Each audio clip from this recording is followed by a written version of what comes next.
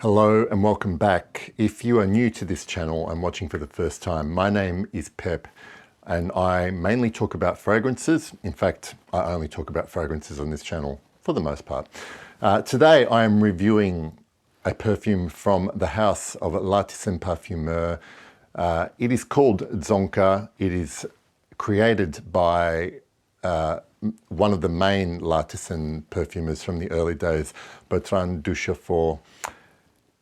Dzongkha was released in 2006. The actual name it basically means the official language of Bhutan, which is a country that is situated next to Nepal and just north of Bangladesh on the Himalayas. So you can make some assumptions that a lot of the inspiration for this perfume came from that geographical area. Now, it is interesting because a couple of years before the release of Dzongkha, L'Artisan, with the same perfumer, released Timbuktu, one of my all-time favorite perfumes, which was also inspired by Bertrand Duchefort's travels.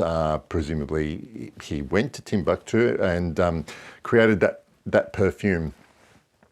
The reason I mention that one is because I find when I smell this that there are strands, there are connections between each perfume. I'll get into what Dzongkha smells like. They do share a few common notes, what it smells like, and then explain to you what I find similar and what separates them.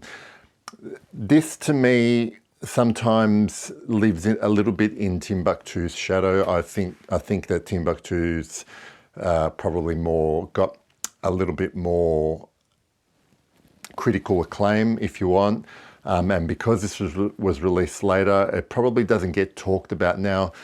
I have to say, over the last year, I've completely fallen in love with Dzongkha, and in fact, as we speak, I probably prefer it to Timbuktu of those two perfumes. Let's talk about what it smells like. In the opening, I get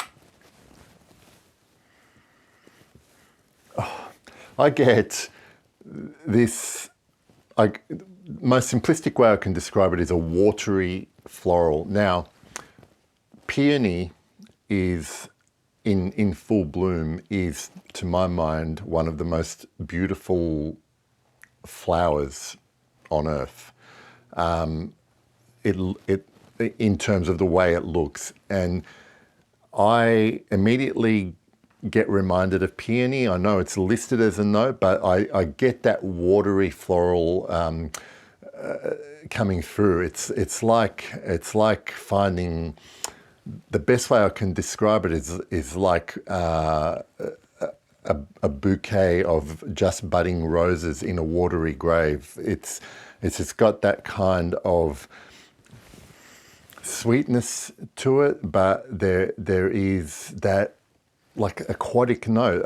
Now, one of the other opening notes in this perfume is listed as lychee, the lychee fruit. Now, I'm not overly familiar with what that actually smells like. In fact, I've never eaten it. I know what it is, but I've never eaten it, so I'm not familiar with its scent. It is described as being fruity and aquatic as well, so probably that accord of the lychee and the peony is giving me this floral accord. So it's kind of almost a surprise to smell that when you spray this on. So it is quite floral, wet floral, moist floral, and I think that's coming from all those aquatic facets that come from that opening accord. What then happens is it starts to dry out, and look,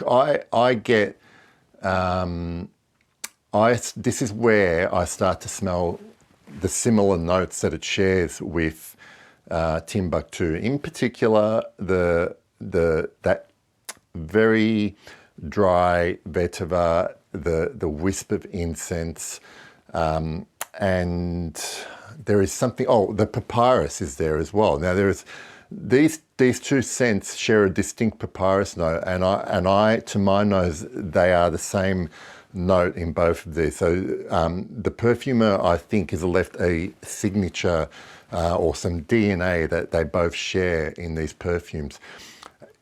This whole accord dries out this perfume. So it goes from this watery floral into this windswept stony cave that sits high on a cliff, and it's weird because it smells organic, but it also at the same time smells like there is nothing living. There's no living thing existing here. It's like nothing can grow in this environment, but yet at the same time it smells natural, it smells windswept. Everything dries out. There is this gorgeous silvery dry orris note that feels like it's had the wind, like all the moisture's been windswept out of it, and it just leaves this kind of somber mood behind, but everything is still beautiful. It's like the beautiful side of sadness, if you like.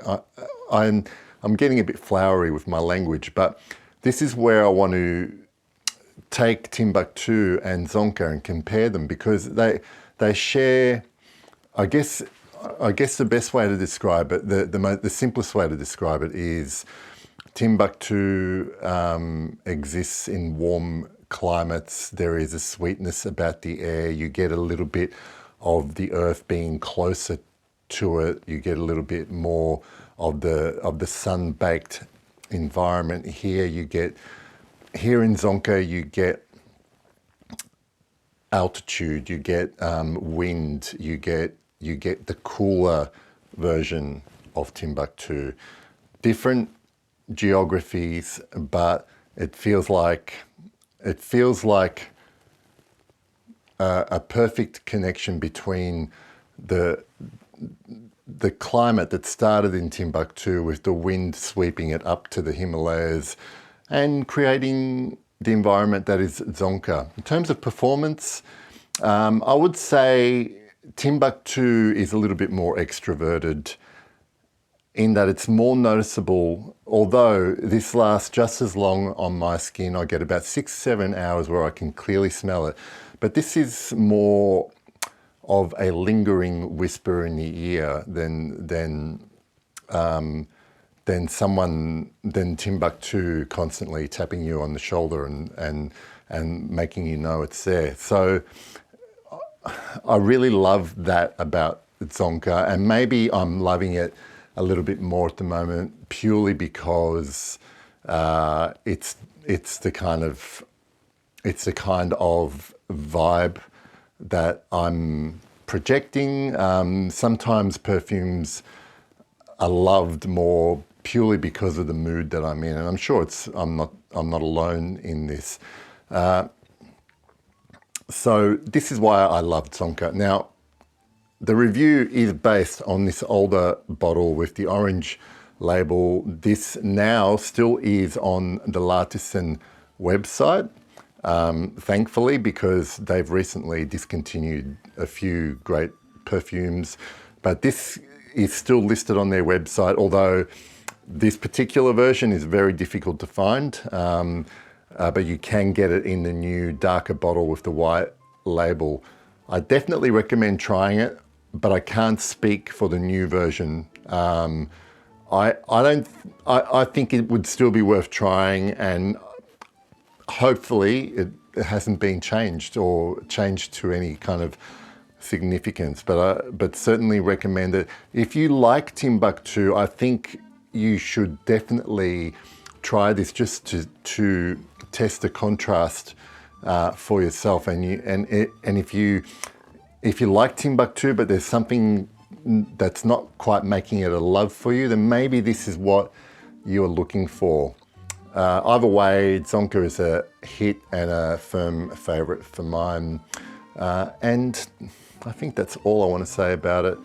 I hope you enjoyed that review, and thanks for watching, and I'll see you all later. Bye.